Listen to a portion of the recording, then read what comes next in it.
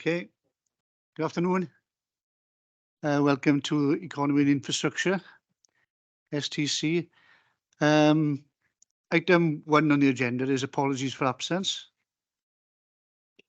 Thank you, Chair. We have apologies from Councillor Nicola Matthews. Right, and straight on to disclosure of personal or prejudicial interests. No, all good so far. 3 is to approve and sign the minutes of the previous meeting. They're on pages 1 and 2. Do we agree they're a correct record? Yeah, and before we move on, if you notice item 12, that I organised a site visit to Langland. Well, that took place. There wasn't a report made ready for this because you've got to hit a certain date for it to go to everybody, and that didn't take place. So what I'm suggesting is that we have another workshop before the next meeting to discuss the Langland and the Mumbles sites. Lewis has come along just in case anybody's got any questions. No. So shall we agree with that? And Robert will come along to the workshop as he did the last time. And yeah. Okay. And before Lewis disappears, can I wish him all the best in his new venture as he's finishing with us at the end of the month, and he's moving to Pembroke. Yeah, thanks for that. Thank you. Yeah. I've had a look at Google Maps. It's a long way to walk twice a week. Yeah. Okay, thanks for all the help you've given. Well, not only us in the committee, but also personally as well. No problem. Thanks. Appreciate it. Okay, thanks for that. And we'll go straight on to item 4, which is the destination management plan. Before Steve comes in on this, do you want to say anything, Robert, or anybody else want to introduce anything before he takes over? No, I'm sure Steve will take us right through it, and it'll all be a big round of applause at the end of it.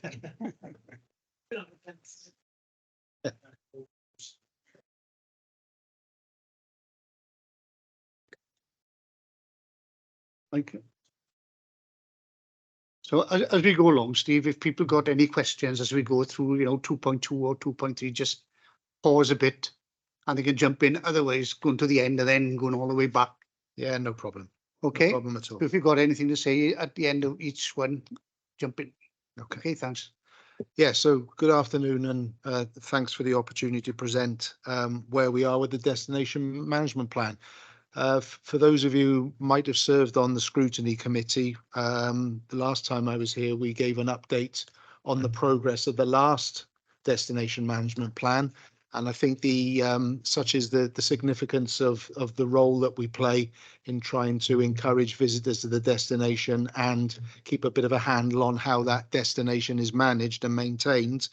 There was an interest to see what the plans were for the new destination management plan moving forward. So we are now in a position to progress the plan to the point where we were challenged to get something done by the autumn of this year, so that we were ready for the years ahead, and in particular some of the funding streams that are available out there. But just to recap, we moved from tourism strategies, which were very high level and wanted 8-star hotels and championship golf courses and this, that and the other, to something a little bit more practical, which was working more closely with colleagues on the ground to actually improve the destination where we can. And I think we've seen significant improvements. This was a particularly challenging destination management plan from the point of view of we were coming out of COVID. For those of you who can remember, tourism businesses were the first to close and the last to reopen. So they really were hit badly. And luckily, this council supported businesses and continued to support businesses. And that was part of the reason why we feel that a lot of them feel that they're fully well on the way to recovery. And to the point where we thought we call the title of the next destination management plan Back on Track, because we feel from the feedback where we've had that businesses are far more confident now going into the next few years than they were obviously a couple of years ago, where the uncertainty of COVID and post-pandemic recovery was very much at the forefront of their mind, along with all the other challenges that came as a consequence of that. So this plan is very much about, getting under the skin of some of the real issues that are in, got problems within the destination. And what we've looked to do is to cover this plan now from 2023 to 2026, which gives us a couple of years of funding that's out there, as well as, some chance to actually deliver on a number of the projects that we've identified.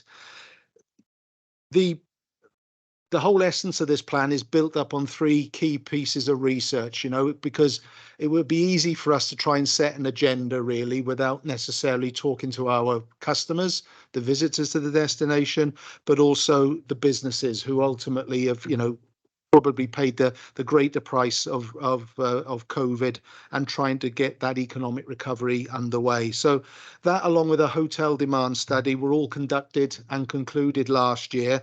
And they have very much informed this particular plan. But in terms of priorities, these sort of strategic priorities haven't changed for the destination, and they haven't changed for Wales for as long as we can remember.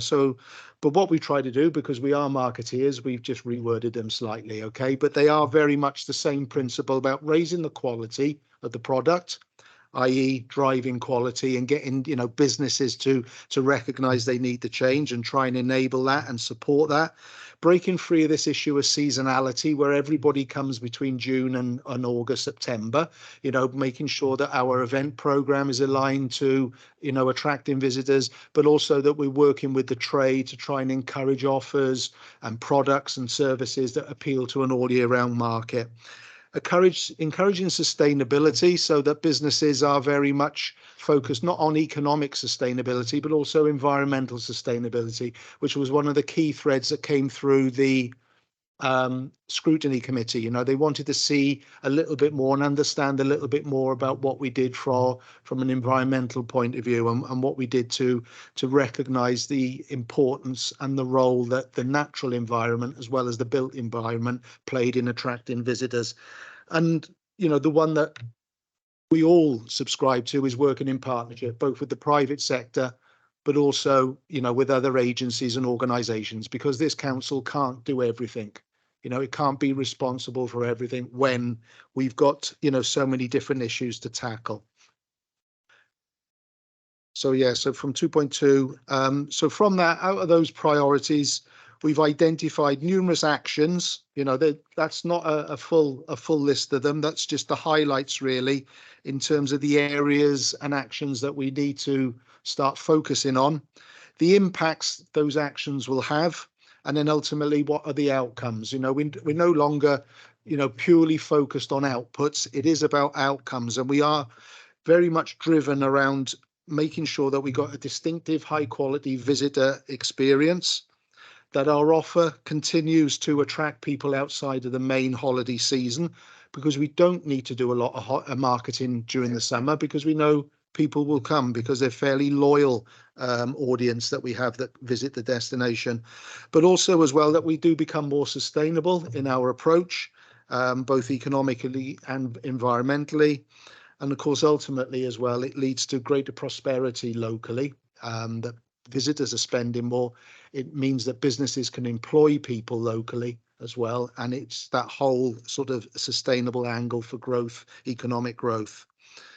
The plan also recognises the amount of work that's been done, both during COVID and is in development as well. And tourism isn't all about direct spend. It is about indirect spend as well, because a lot of these investment projects that are taking place have a big impact on the visitor economy, because construction, for example, when you've got construction workers, engineers, anybody visiting universities, research establishments, they will want to stay locally as well. So tourism is about, directly attracting visitors, but also there's this market which helps sustain, the economy outside of the main season as well. And we've listed all those major schemes that have either been completed or are in the pipeline, because I think it's important to show as a destination, going back to, one of the key priorities about raising the quality of the product. That's certainly one of the things that we've done over the last couple of years as an authority, either directly or enabling partners to push ahead with some of the projects they got planned, and we've got some exciting projects in the pipeline as well. And I know with colleagues in economic development, because we provide them with a considerable amount of research, which give businesses the evidence to have that confidence in Swansea, that, there's lots of things that we've got to look forward to on the horizon, with some major schemes that will benefit both residents as well as visitors in terms of that experience. I mentioned the visitor economy, and of course, what we've done is just remind people in terms of what the makeup of Swansea is. People forget that, we're a city, we're a relatively small city, but we are made up of 3 distinct areas. We've got a very impressive coastline, we've got a change in city centre, and then we've got some rural seaside locations, which have got their own set of challenges as well, as we're seeing with Mumbles at the moment. It's got some investment going in to address some of the, change in sea level rises in sea levels, as well as the infrastructure on the back of that to make that a more pleasurable destination in its own right. We've got some information there on hotel occupancy. This is a key indicator really in supporting some of the investment applications that the authority is working with Welsh Government on for some of the major projects that are lined up. I think it's important that, we continue to provide that information as arguments and evidence for these projects to give them the confidence to invest in Swansea. And as you can see, our hotel occupancy figures continue, and always have done, outperform the Wales national average. Now, I know we haven't got as many hotels as some, but the average occupancy in all of these hotels outperforms many hotels across Wales. And that's one of the reasons why the evidence is so clearly there for more investment in more hotels in the future. One of the key pieces of research that we've done as well last year was a bed stock survey. So for those of you not familiar with that term, it's basically to establish how many bed spaces are there in the destination, so that we can feed that information through to some of the other pieces of research that we conduct. But most importantly, and it's something that's probably and most likely to be superseded by something called statutory registration, which is a scheme which hopefully will create a level playing field for all businesses, because we know the B&Bs, the hotels of this world, self-catering units, they're all licensed, they're all compliant with the local authority and fire service, etc. But there are some properties out there which aren't, and do cause us some concern when we receive complaints. And the whole idea of a statutory registration scheme is to enable that level playing field, really, so that we're fully aware of all those people that attract visitors, so that we got a better handle on these things. So the value of tourism is something that we report quite regularly on, and you would have seen most recently that in 2022 we attracted over 4.2 million visitors. Those are day visitors, either those people coming to our events or visiting friends and family, but also staying visitors as well is a big part of that, where they are actually booking into local accommodation, staying locally, and spending their time and their money within the destination. Probably the biggest indicator of how we're performing as a destination is the visitor survey. We do this every 3 years, and it gives us a little bit of a trend model, a benchmark of how we performed over the years in terms of some of the improvements that were highlighted by visitors in 2019, the way that we've gone about trying to address some of those, and then going back to those visitors in 2022 and trying to understand whether improvements have been made. I think if you ask anybody in tourism or any visitor to a tourism destination, anywhere in Wales, they will all say some of the biggest issues are toilets and car parking. You know, they generally tend to be the main issues, and that's no different to our destination. But over the last couple of years, we have looked to work more closely with colleagues in car parking, and also we're part of the toilet strategy group. I was going to say we sit on the toilet strategy group, but that always gets a few groans of carry-on style laughter. So, but yeah, that's one means of actually trying to address some of the issues that we've got with some of the key points that visitors continue to flag up as a bit of a challenge, really. But you know, we always caveat that by, you know, if you went anywhere else in Wales, that would be the same issue. But some of the key highlights about what the visitors say, where they came from, where they stayed, you know, whether they would recommend the destination, have all been captured in that survey. And just to make life a little bit easier, rather than having to see a text, we produced some nice infographics, as you see there, just to demonstrate that in a bit of a pictorial sense, really, some of the key characteristics that came out of that survey.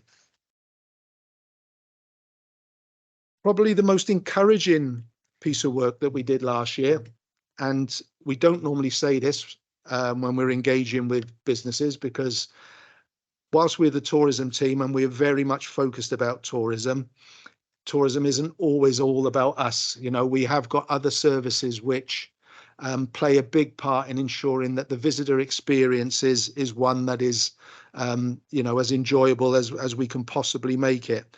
So when we always go out to the trade survey, we always do with bated breath, because we never really know whether they're engaged for one, or if they do engage, what they came back with. So I suppose it was a good time to engage with them, to understand how they felt, because we needed to ask them fairly blunt questions about economic recovery, how they were performing, what kind of support they wanted from us as a council, what was working well, what wasn't working well.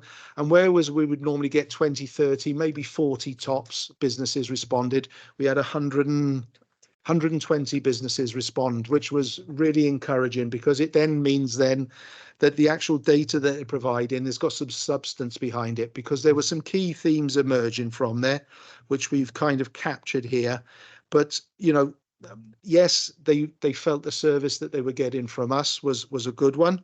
But there were some improvements that they felt they would like to see from other parts of the council, which we can act as a go-between for, and relay that and broker some, you know, meetings and engagement with them. But some of their own personal performance levels as well, because we wanted to get an indication of, were they coming out of recovery, or did we have to look at what we were providing in terms of support differently in the future? They were all fairly confident. Yeah, they were either very confident or confident. They were encouraged by the support they received from the council previously. They wanted that to continue in terms of grants, in terms of marketing support, in terms of that liaison that we give them, in terms of those communications that we give them every Friday, when we give them a real snapshot of what's happening across the council. And we wanted to understand about moving forward. Were they optimistic for the future? Were they looking to invest in their product? Was there confidence in business recovery? So yeah, you will see from there that the vast majority of the operators felt that, you know, moving forward, they were in a much better place than they have been over the last couple of years, which was really encouraging. So what that has enabled us to do is to go to the Shared Prosperity Fund, get some more funding to support businesses with improvements. Again, going back to that strategic aim of raising the quality, getting them to invest in their products so they improved the accommodation that they were providing, but also as well that marketing support. We got some marketing money as well out of Shared Prosperity Fund to keep that high level of marketing going in some of our key markets, to make sure then that some of the other work that we do come behind it, make sure that, you know, visitors are constantly reminded about this area all year as a place to come and visit and enjoy. Another encouraging piece of work that we led on last year, which concluded just after Christmas, was the hotel demand study. This is very much in response to the constant requests we get from the private sector, but also colleagues in economic development around, you know, what research have we got there to support the argument for more hotels? And we all know that we need more hotels, but this actually provided us with a new set of evidence which demonstrated that we were missing out. We were losing business out of the area because, as I mentioned earlier, with our occupancy levels being so high, we were finding that, well, the consultants were finding that there was a potential after engaging with the hotels that they were losing business. You know, people were going outside of the area because they couldn't get a hotel room in Swansea in high days and holidays and around major events. So, you know, some of the key findings from that suggested that, you know, there was confidence and with the existing hotel stock, and they also recognized really that we did need more hotels, but we don't want more of the same. And I think that's the key thing about what the hotel demand study got across was, yes, we need more hotels, and probably in the next 3 or 4 years, because of the demand for hotel rooms locally, we could really do with 3 hotels. But realistically, I suppose the one that, you know, next to the arena is the one that's probably first off the blocks. And I think this piece of work helped support the arguments for that, securing the funding that it's hopefully got to work with the operator that it's working with to enable it to happen very, very soon.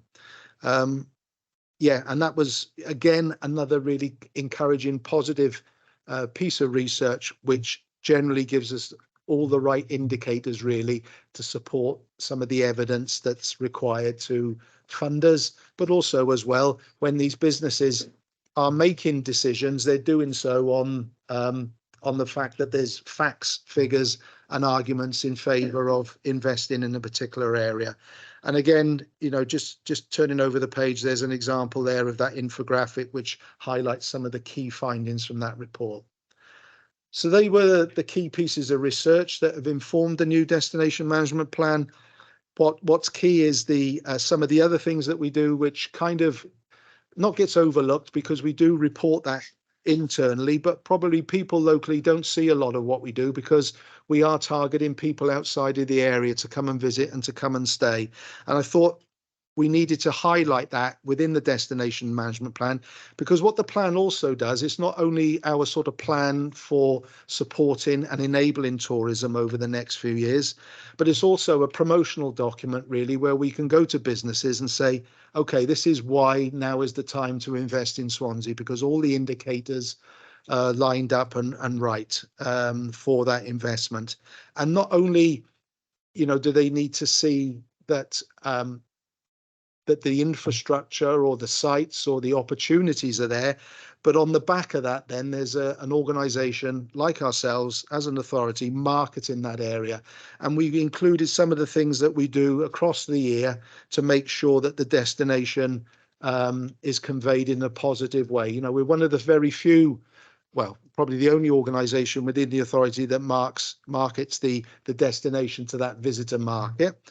But also, you know, the way we do it on the back of the support that we get for funding and on the support from the cabinet member and committees like this is the encouragement to continue that good work, because the trade are telling us it works. Visitors are obviously coming and staying, and you know, it just means then that it just adds fuel really to the argument that, you know, what we're doing, the fact that we're measuring it, the fact that it's generating a good return on the investment that we're making, means that it's something that we need to continue to resource really.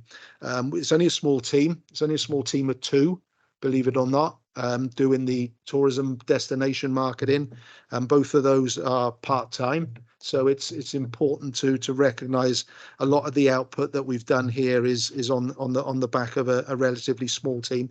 Big budget, but a small team, which I suppose is kind of almost the right balance. But you know, it continues to be a challenge to make sure that we're getting those messages out there. Our probably this is the biggest addition really to the destination management plan is the role that major events play in marketing the destination in terms of reputation for one, but also for attracting people to the destination. We know the air show now is very much a familiar part of the event calendar. But the authority has worked with Welsh Government over the years to make sure that, we bring events like Ironman and some of the spin-offs like that, because it isn't just about that weekend. It is about, those competitors, those visitors, coming down, enjoying that particular event and maybe thinking, well, actually, there was more to that destination than just the event itself, and we will come down in the future. So now we're trying to get even more of a handle on the economic impact and value of events, because I think that furthers the argument as to why we need to attract that all year round event program, because it does bring significant amounts of money to the local economy. How this all fits in is important, because there's no point us doing it unless we can align the service with what the council's overall aims and objectives are. And clearly it's one about the economy and the infrastructure and making sure that we've got that dotted line to there, but also because we do go to visit Welsh Government for funding, make sure we acknowledge that in funding applications we clearly highlight and demonstrate that the project or the application or the marketing activity that we do aligns with their own set of priorities. And that's where the destination management plan fits, really. It's below that corporate objective and that Visit Wales priority. And then that's where we sit with the destination management plan. Just to give it some strategic context, that's where it fits. And then we got the 4 priorities then working to inform that destination management plan over the next 3 years. So what we found with past destination management plans is trying to have an action plan of everything from improving bins in, the provision of bins in the sort of Pentlegare area, right down to, increasing the provision of toilet cleaning down at Rossilli. There are just hundreds and thousands of projects that we as an authority are involved in. So our focus now is very much to be, although we haven't got a big team, as I mentioned, we try to get involved in as many of the corporate working groups that are out there to make sure that tourism, the visitor economy, businesses and the visitors to the destination, all that information that I've talked about previously is relayed to those groups so they can recognise that the role that they actually play in maintaining a destination which is striving to be a world-class destination. Because probably, there are some people employed by us as an organisation who don't necessarily make that connect from, yes, we go out in the morning, we'll clean the toilets at Caswell and we'll come back in the evening and clean them, but they don't realise then that the impact they have on the overall visitor experience. I think that's important. So by us spreading ourselves right across numerous types of corporate working groups, whether it's at a high level or at a low level with, the sort of working groups of the toilet strategy, etc., we're trying to convey the message both to managers, supervisors, and then hopefully down to the staff that, yes, their role is important. They may just feel they're going out and cleaning toilets, but actually it's more than that. It's contributing towards what we as a council are trying to achieve in terms of, creating that world-class visitor destination. So, this is our approach now. We are very much driven to being involved where we can on highways, with signposting, with toilets, with public realm improvements, with any environmental improvements that are going on, the economic regeneration in the city centre. We're involving ourselves in all of that and making the fit with the destination management plan and the aims and objectives of those groups. But we've got to report somewhere. And in addition to reporting to groups like this, we have a steering group, which is chaired by a cabinet member with representatives from Tourism Swansea Bay, Welsh Government, Visit Wales.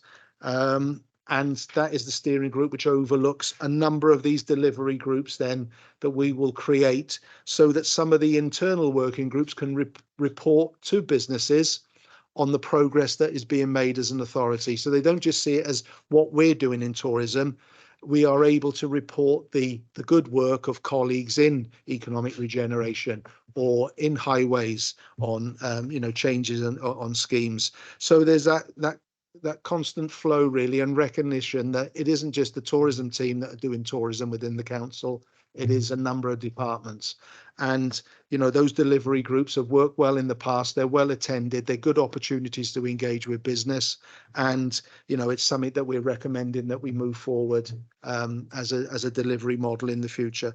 And there's just some examples there in the pictures of how we've, you know, engaged with businesses, and they've, you know, shown their support really for the destination management plan, but also the work that the council and its partners are doing to achieve some of the aims and objectives in there.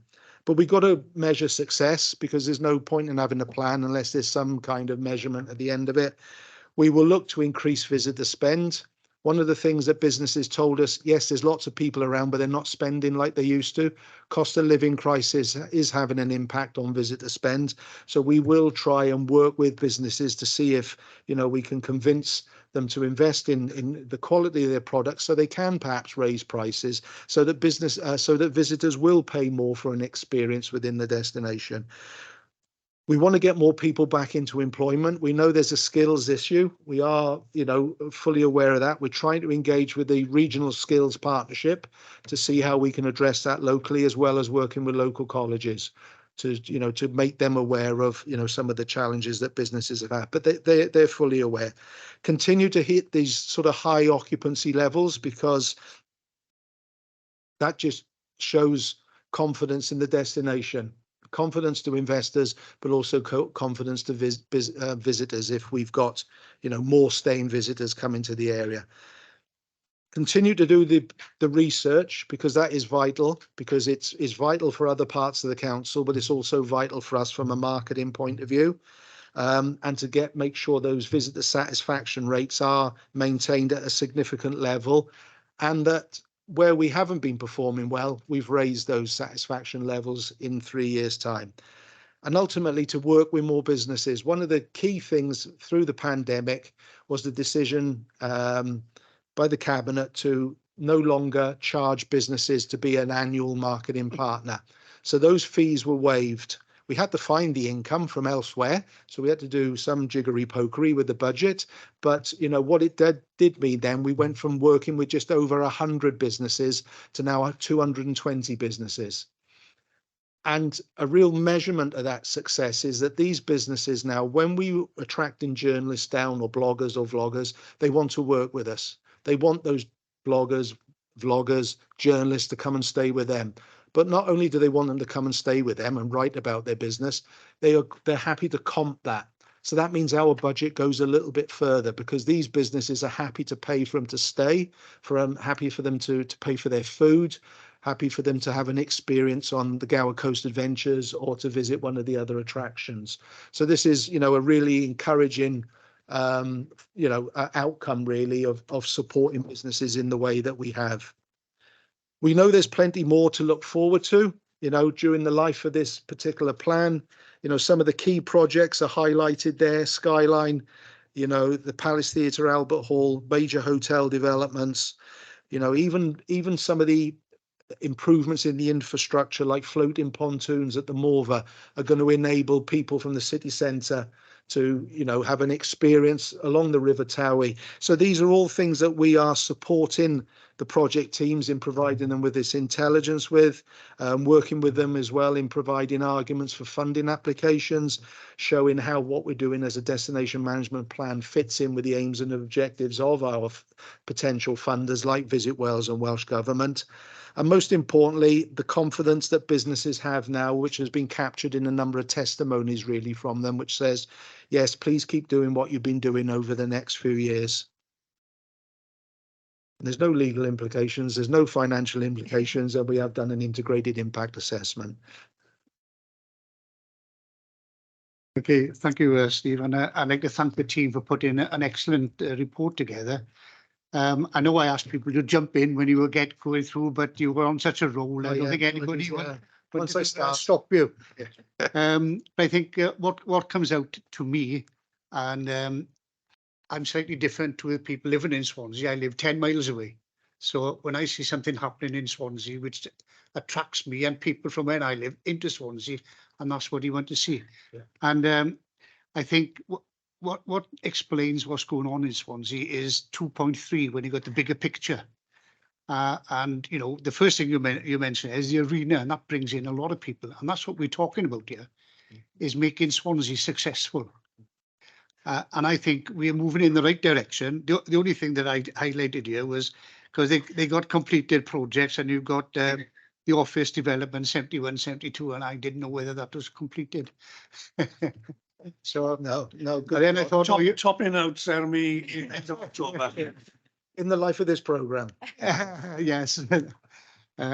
So yeah, and this is the way that I think is the way forward. That I think we've got it right by bringing people into the centre of the Swansea, because when you go to in development, the first thing you got is the Estova, which brings people back into the centre of Swansea. Because I remember when we were in the civic centre and I used to come over, I used to ask one or two people, do you go into Swansea on a dinner time? I haven't got time. But when we move into Swansea, they'll have time to go in and they'll shop and spend money. And then the other thing that tickled me was the new entrance to Swansea Market and the Quadrant Shopping Centre. I think we discussed that about 6-7 years ago. Yeah. And of course, it does take time. It's not so much the time, but we've got to get the funding right and at the right time. And then we go on the Harvard Copperworks. Well, that's on our working, I think, for next January or February. So hopefully that will move forward. And on with the pontoons, we spoke about them a couple of years ago as well. And I think that's another way that'll take people into the Copperworks, but yet keep them in Swansea Centre as well. And that's the way we could do both. I like the one about the hotels. I think, and Robert's been banging his gums on this for a few years now, saying we need more hotels in Swansea, and this now is proving to the people who invest. Because I like the graph, the yellow one, where it's showing that we're running out of rooms, or we've run out of rooms, because that's coming up to nearly 90%, which is excellent. I know we've got one in the pipeline, but I think you know, this is something where people will see now that we need hotels, and that's where they'll come in and invest in. And this is a document that they can look at and say, you know, yeah, this is the place for us to go to. Yeah, and I think you're right. I think it's important for us to have confidence. You know, we're not short of confidence because we got the facts here in front of us. But one of the team met with the representatives from Morgan's Hotel, and of course they've got the hotel on one side of the road. They've already invested on the other corner, and now they've got the Georgian house as well, which, you know, Georgian townhouse. But they've also acquiring other plots in and around that with a view to making them available for visitors. They are reporting, you know, really good occupancy levels, and that's right in the heart of the city centre. And that's really good because they are a good quality product that, you know, we would want to continue to see. But brands are the things that we want now with hotels. We want brands because they do part of our job as well. They will market the destination as well. They won't just say, come stay at this hotel. They'll say, come stay at this hotel because it's right on the seafront. It's right next to the arena, or it's got the Gower Peninsula within, you know, a 20-minute drive. So that's why hotels are particularly important. One, to meet this really, you know, important need that we got at the moment where we haven't got enough supply, but also because of the role they play locally as well. And I think one of the main attractions that's going to be in Swansea is Skyline and the Copperworks, because we got Penderyn whiskey there. But I don't know, well, I've been around there, and it's not just the whiskey. They give a history of the copper in Swansea, which I thought was very, very interesting. Yeah, you know, and this is the attraction we want to get. It's not just the Skyline as well. There's a lot of land around that area, from the river all the way up, and that's where we looked at putting pontoons and bringing. We did have a taxi, apparently, I was told, and they went to Cardiff. Yeah. So we've told them to come back as soon as the pontoons are put in. So I don't know. But that's the sorry.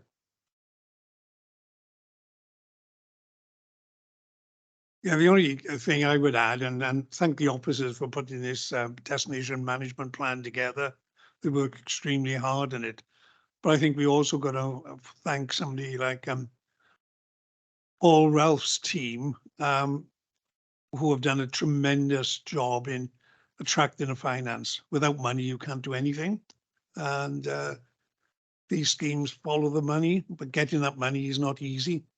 And when you look at the money that has gone into the Palace Theatre, which will actually deliver very good high-paid tech jobs.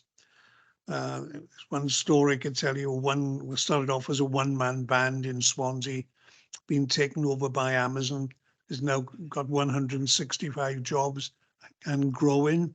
And this is being used for Amazon globally, and their head office is in Swansea.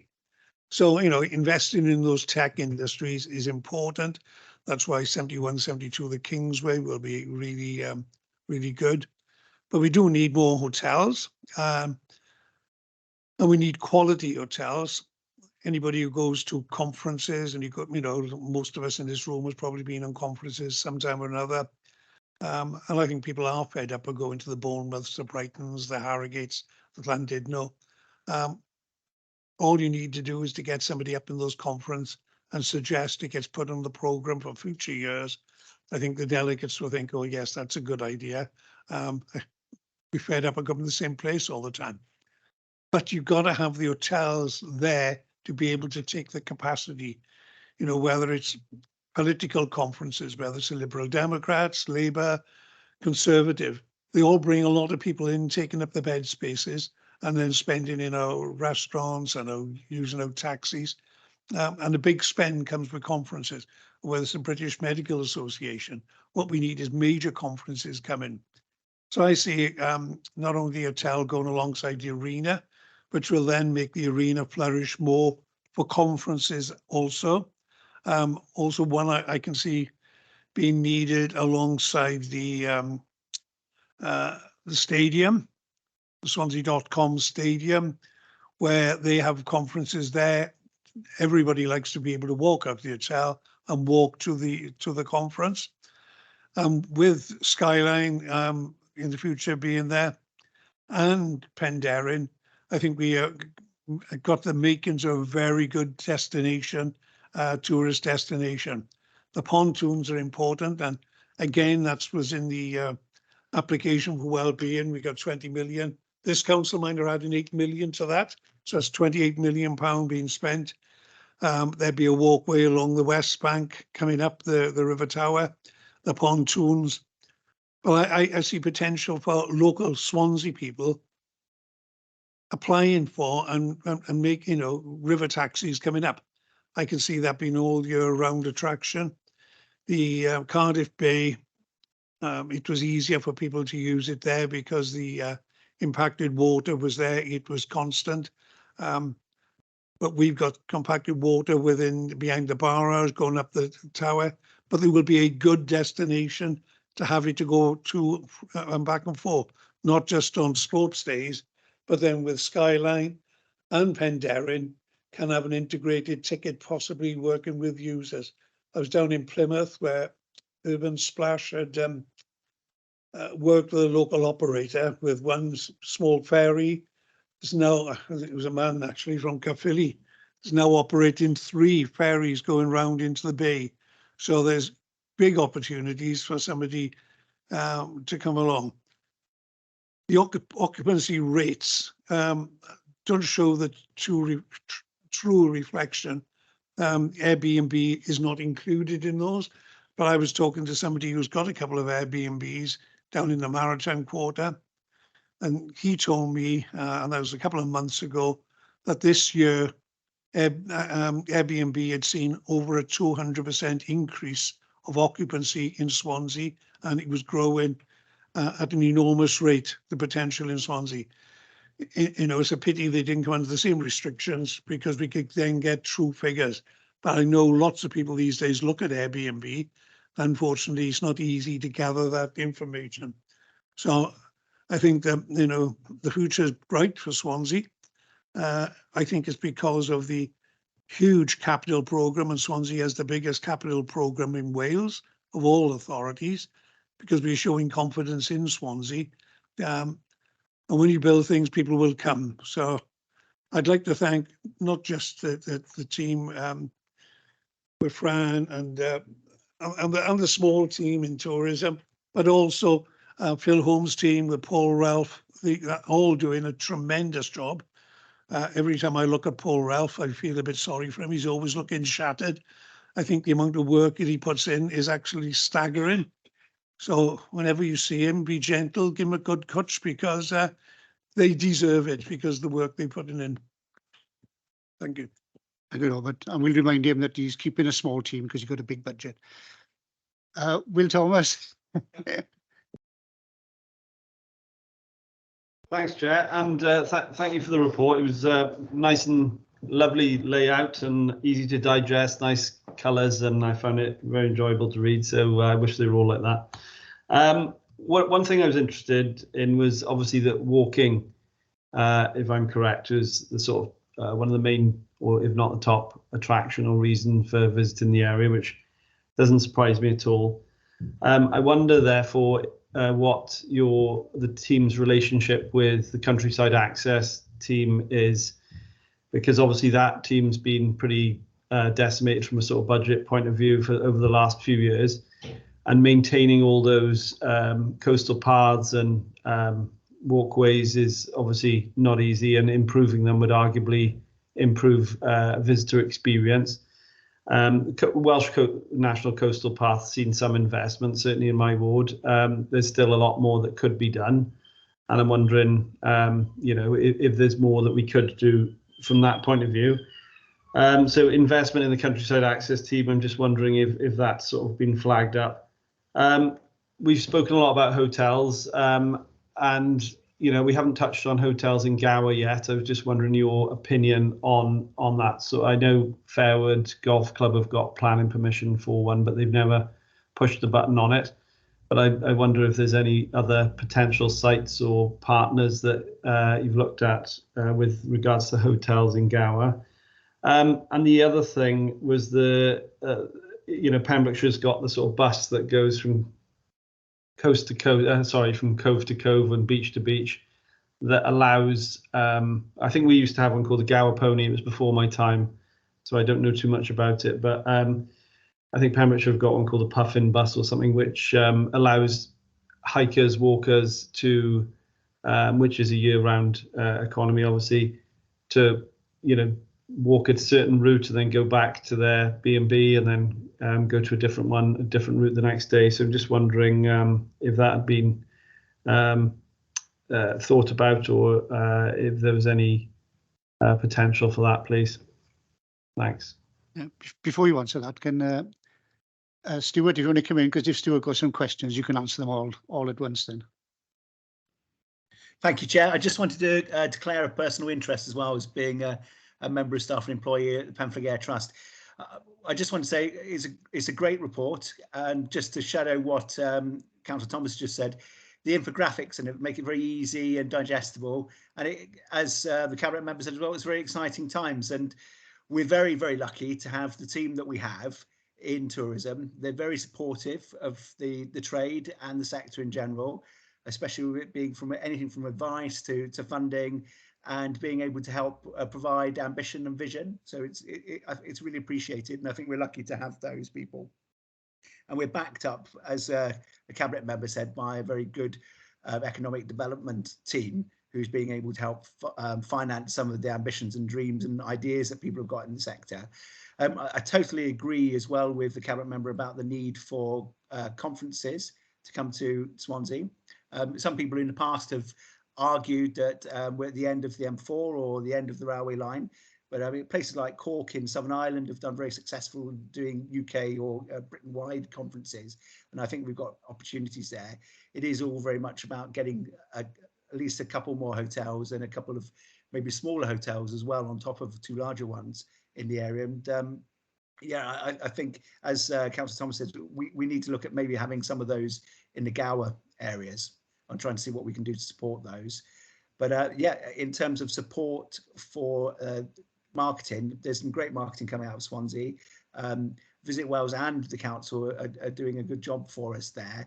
And you know, the hosting of people like the various bloggers and magazines, I think is going really well. And I just want to say well done to the team, and I look forward to working on that sort of plan on the future, and seeing what we can ever do as council to support them.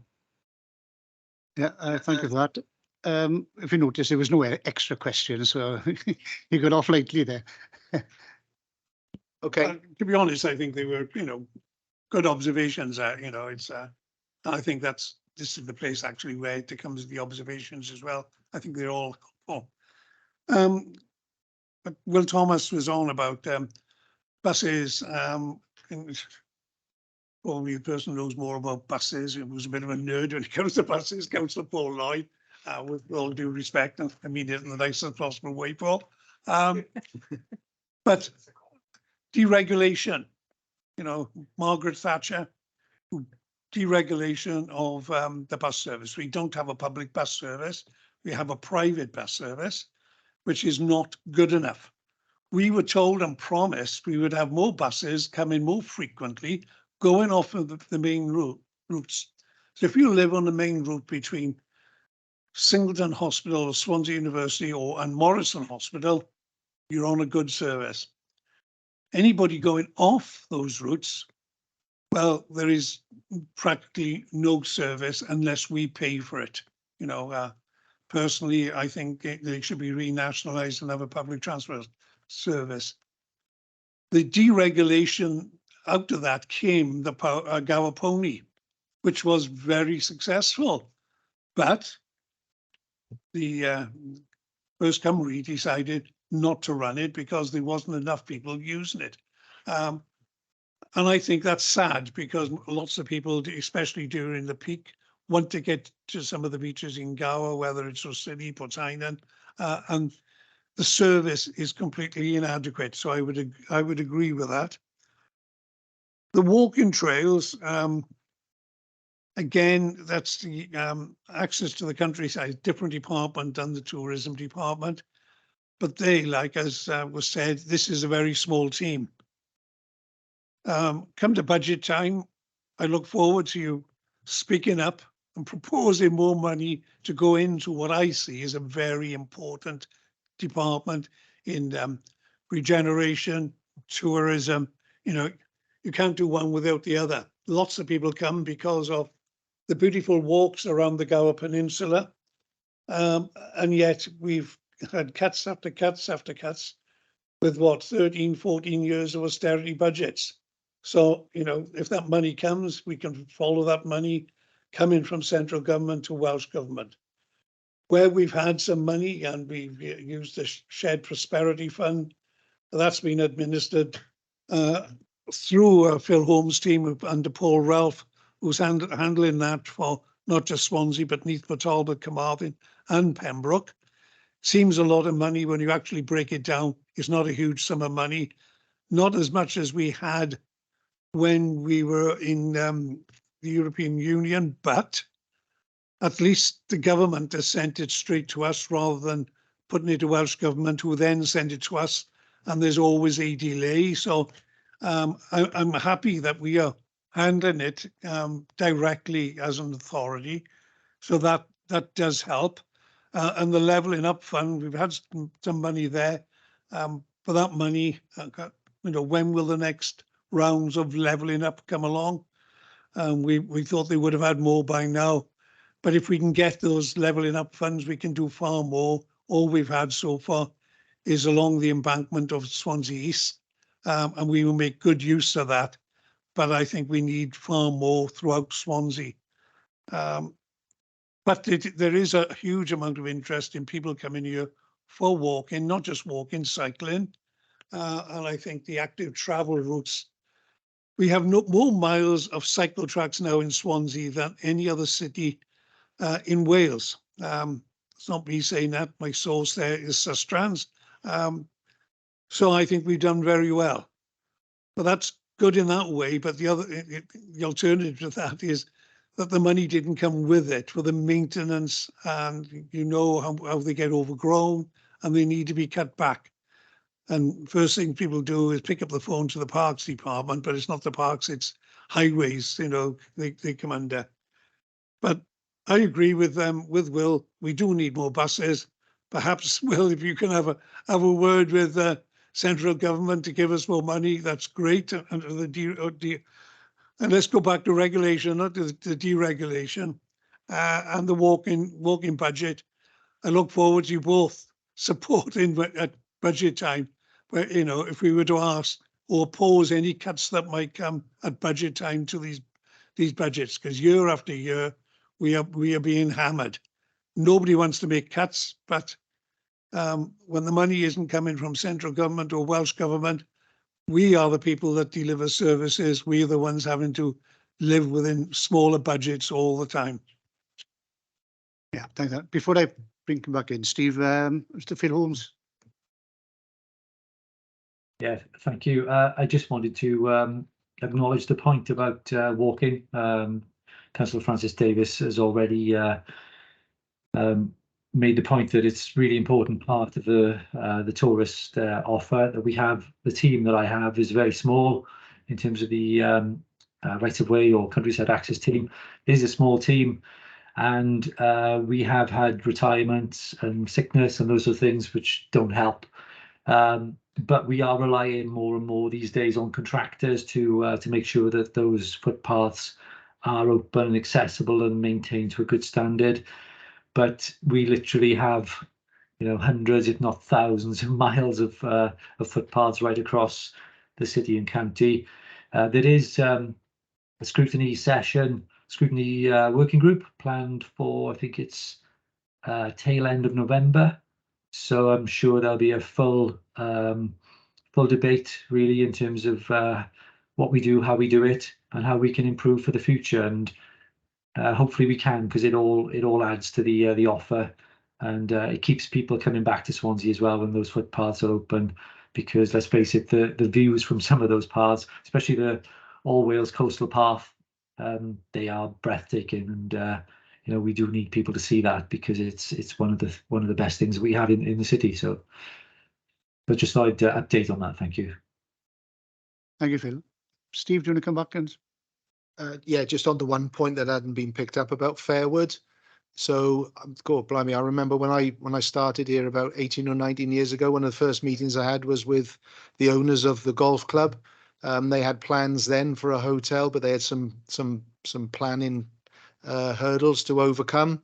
If they feel they're in a position now, we can certainly make contact with them, because obviously the evidence that we've got here, whilst the hotel demand study is very much focused on the city centre, we can certainly provide them with some of the other evidence if they are looking for you know, to submit funding applications, and possibly even introduce them to some key people in Visit Wales who may be able to you know, support the argument for investment in a hotel and golf facility there at Fairwood. We know that some of the likes of Delta, formerly Marriott, the Dragon, and the Village Hotel do very well with golf breaks. So we know it's still quite an important part of the destination, because we have some fairly well-established links courses, golf clubs, both within on Gower, but also, you know, we do partner up with McCunnis as well, and probably Royal Porthcawl. So, you know, they do still use Swansea as a base for their sort of golf weekends. And, you know, if we can get another one then which offers a hotel and a golf facility on Gower, then I'm sure we would welcome that as another addition. But happy to meet with them, Councillor Thomas, if you wanted to make any introductions. Yeah. Okay, thanks for that. Robert, do you want to sum up as a cabinet member? Well, one item that was brought up was the hotels, and I think that we are going through the local development plan now, and now's the time if we want to change it, because every time anybody mentions Gower, AONB, everybody sort of protects it, and everybody wants to protect the Gower as an area of standing natural beauty. It is gorgeous, and we don't want to spoil it. But I think that we could be looking at whether we could get some strategically placed hotel accommodation or even quality service departments or cottages. And the cottages could be built in the Gower vernacular, looking at that they fit in with the style using the Gower design guide. And I think that that's what we need. If I talk to Old Walls and Ferry Hill, they really bring lots of people in for weddings, mainly from outside of the area, you know, who then come back and they love it here. But I think our planning restrictions sometimes stop some of these local businesses expanding within Gower. And I would welcome, you know, this committee actually looking at how do we perhaps bring more tourism type businesses, hotels or serviced lodges down into Gower, because now's the time to do it when we're looking at the LDP. Okay, thank you, Robert. I can't see anybody else indicating. I know there's no recommendation there, but I would like to ask committee to endorse the report that's going to go to Cabinet October. Oh, no, I had the month right. Okay, can we all agree with that?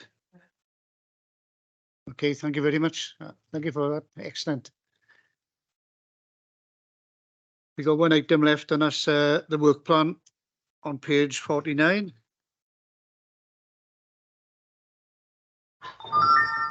Chair, sorry, I missed the first 30 seconds of the meeting, and I think you'd already discussed the workshop. I'm just wondering about that. Yeah, well, I was going to say add lines in, Will, because no, just quickly that I'm going to set up another workshop. Obviously, you know, there are things that are sensitive around that. And I don't know if you heard when you said that Lewis is finishing with the authority at the end of the month. So then we'll get whoever's in his place to come along, and then from that workshop, whether we look at costings, which is why it's a workshop, and then make it's not recommendations, because whether the cabinet member accepts it or not, I don't know. But what it is, we will talk to the cabinet member as well, because we had a good site visit. I got to be honest, Will, it was very good. And whichever way we decide to sway, but in the next workshop, I also want to look at the two sites in Mumbles as well. Although we didn't visit them, I think most of us know the car park area where the quarry was, and then the tennis courts. So I think I want to, if we can deal with them, because the first workshop we had, we were looking at too many things at the same time. So if we can narrow it down, and then we can move on from there. Okay, well, you're caught up now. Thank you. I'm all up to date now, Chair. Thank you.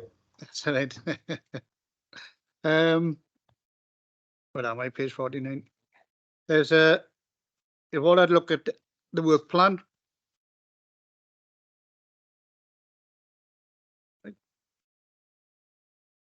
Right at the end.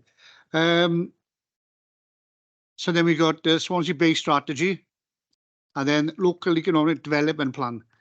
So those are two things for November. And then we go on to the council housing allocation policy in December. So those are the two things that we got coming up in front of us. And then we'll see where we go from there. We've got things for January, February and April.